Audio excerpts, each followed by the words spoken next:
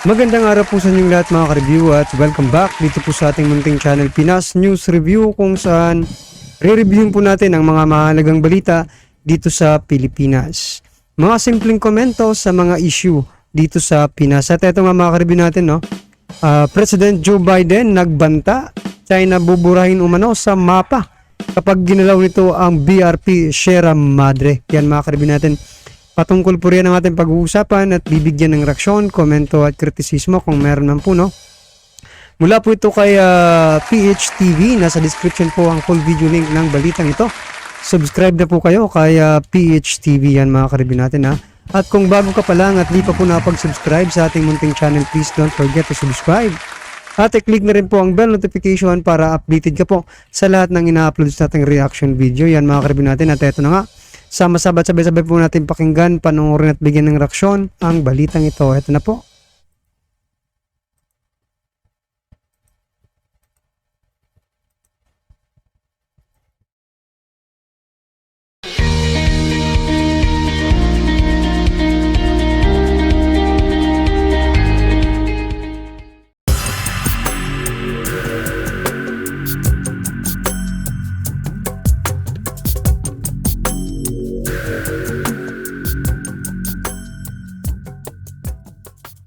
Iniulat na nagbanta umano si US President Joe Biden laban sa pinaplanong paghatak ng China sa BRP Sierra Madre mula sa Ayungin Shoal, at sinabi na buburahin niya ang komunistang bansa sa mapa kapag ginalaw nito ang nasabing warship.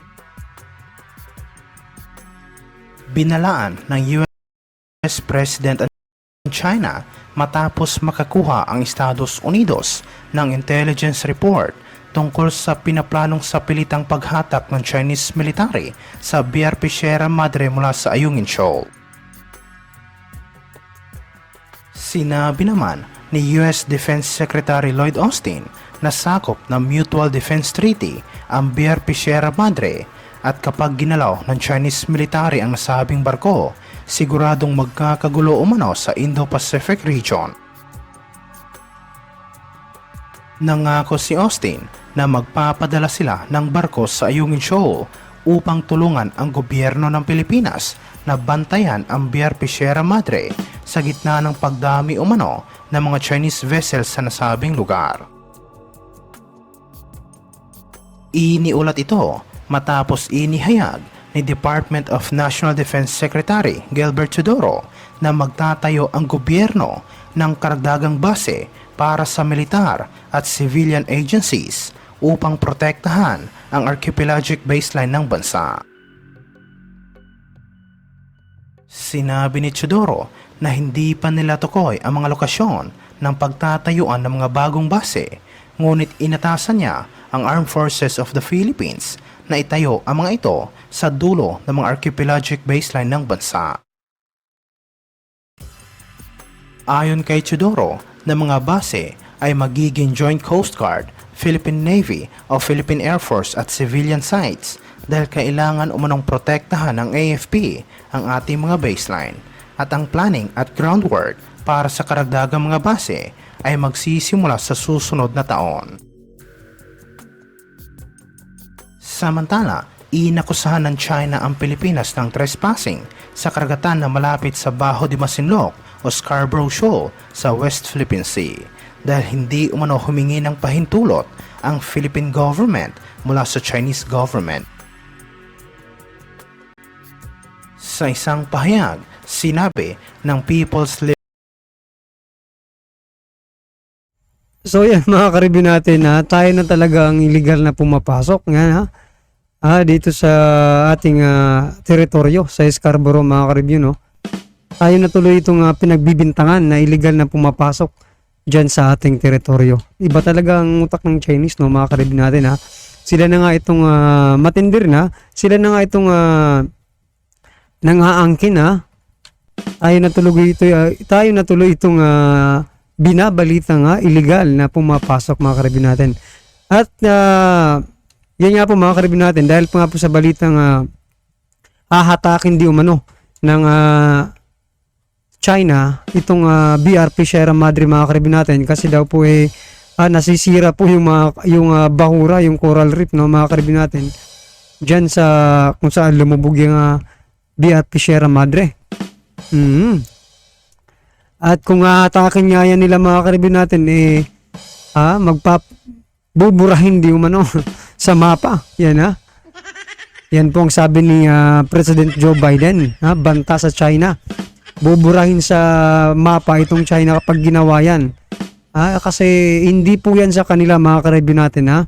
At yung teritoryong pong yan, no, ay nasa loob pa ng EEZ ng Pilipinas. Yan mga karibyo natin, no.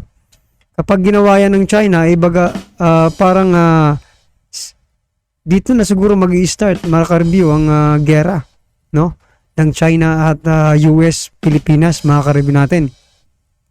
Kapag ginawa yan, kasi hindi rin naman papayag yung ating gobyerno mga karibyo natin, diba? Nahatakin lang yan basta-basta ng China, diba? Ito nga yung nakakapagtaka dyan mga karibyo natin dito sa paglubog nitong BRP Sierra Madre, nasisira di umano yung mga nagrereklamo sila mga karibyo kasi masisira daw yung yung mga coral reef.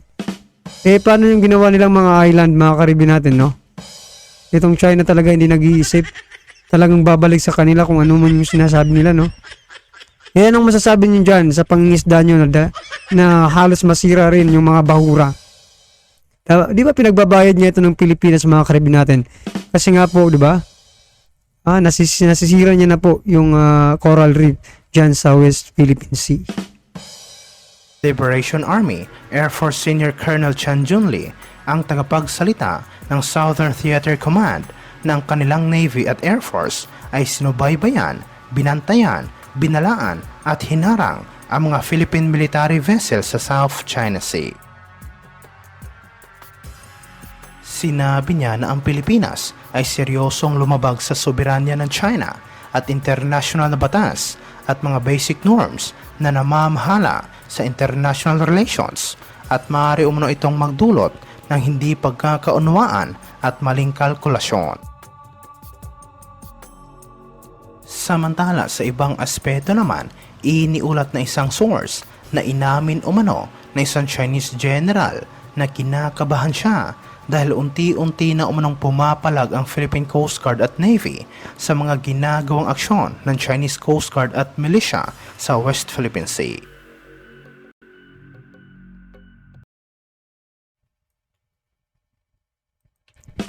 So yan mga karibyo natin, kabado na nga itong isang general ng China mga karibyo, di ba? Kasi pumapalag na nga itong Pilipinas, no?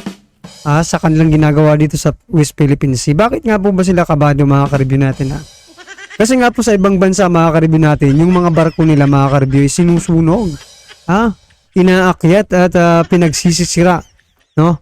Ng ibang bansa pag, di ba, like Japan, Indonesia, Taiwan, no, sinisira po yung mga barko nila kapag naabutan na illegal na pumapasok, illegal na nangingisda sa exclusive economic zone ng kanilang bansa mga karibyo natin. So ngayon mga karibyo natin, kabado na po sila sa Pilipinas kasi pumapalag na po ang Pilipinas. Kasi noong nakaraang, di ba, nakaraang administrasyon, wala lang, di ba? Ngayon lang naman 'to nangyari mga karibyo natin sa administrasyon ni PBBM mga karibyo, no? Ito na nga, kung kabado po sila, ibig sabihin, mga karibyo natin, talagang parang inaamin na rin nila, di ba? Na talagang hindi sa kanila itong teritoryo, di ba? At inaangkin lang nila, mga karibyo natin. No, kung sa iyo yun, bakit ka kakabahan? Di ba? O yan, bistado na tuloy kayo China dahil sa inyong isang general, no? Nako po.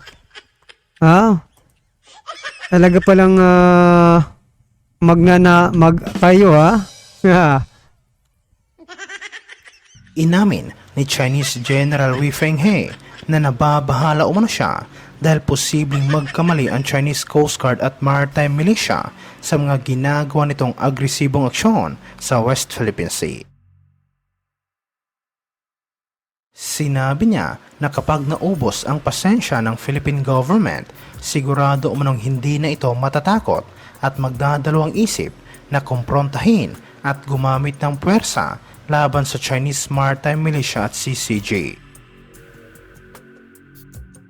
Anya na alam umano ng Chinese military na limitado lang ang kakayahan ng Armed Forces of the Philippines, ngunit nababahala sila kapag sumali ang Estados Unidos sa gulo dahil sigurado umano na magiging katapusan na ito ng Chinese military.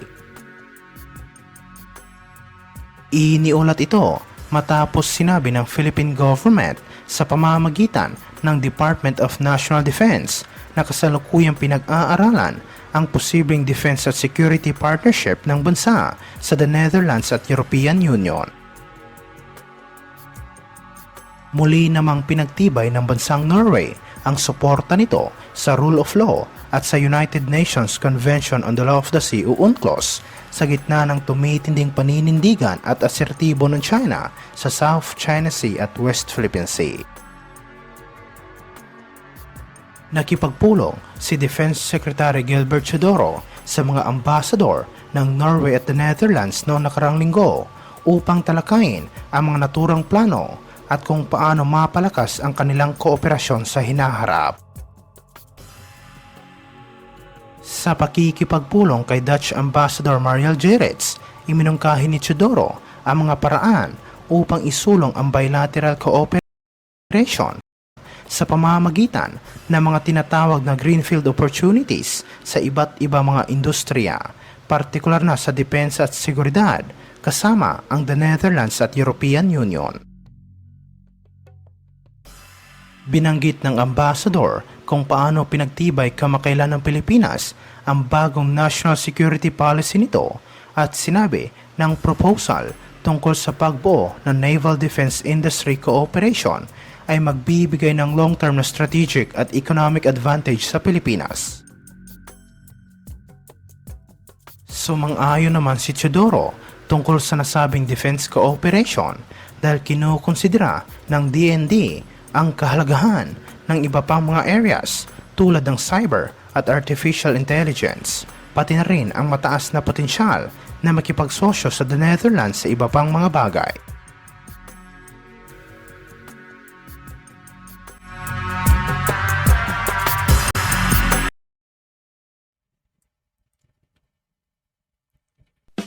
So yan mga ka-review natin, no? Talagang nagiging center of attraction na tayo sa buong mundo mga ka-review natin, ha?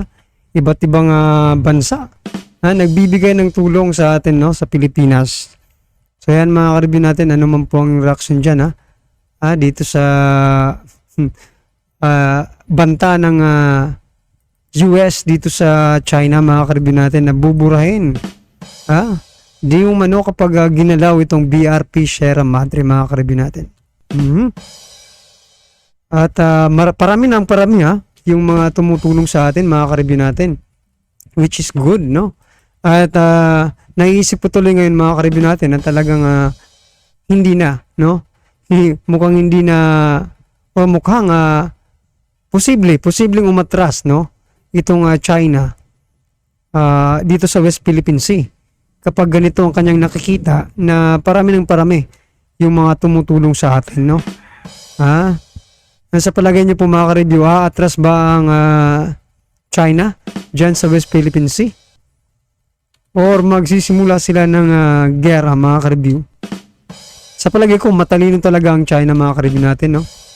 Atras na lang ako dyan sa, sa West Philippine Sea mga ka-review natin. Kasi, di ba, hindi naman sa kanila yan at saka kapiranggot lang naman yan, di ba? Kumpara sa kanilang bansa. Napakalaki po ng China mga ka-review natin. Diba? Pero marami nga rin lang ang tao sa China mga ka-review. Yan lang po yung naisip ko mga ka-review na mukhang hindi na po, or mukhang opinion lang po ito hindi po magsisimula ng gera ang China. Kung ganito po ang nakikita niya, no, na napakarami pong bansa ang tumutulong sa Pilipinas. Yan mga ka-review natin, ano man po ang inyong reaksyon dito sa naging balitang ito. Pa-comment lang po sa baba para at least alam po ng ating mga kababayan ang inyong nararamdaman sa isyong ito, no? Alright mga ka-review natin, huwag din pong kalimutang mag-subscribe kaya PHTV. Nasa description po ang full video link ng balitang ito. Mag-subscribe na po kayo kaya PHTV yan mga ka-review. At kung bago ka pa lang at di pa po nakapag-subscribe sa ating munting channel, please don't forget to subscribe.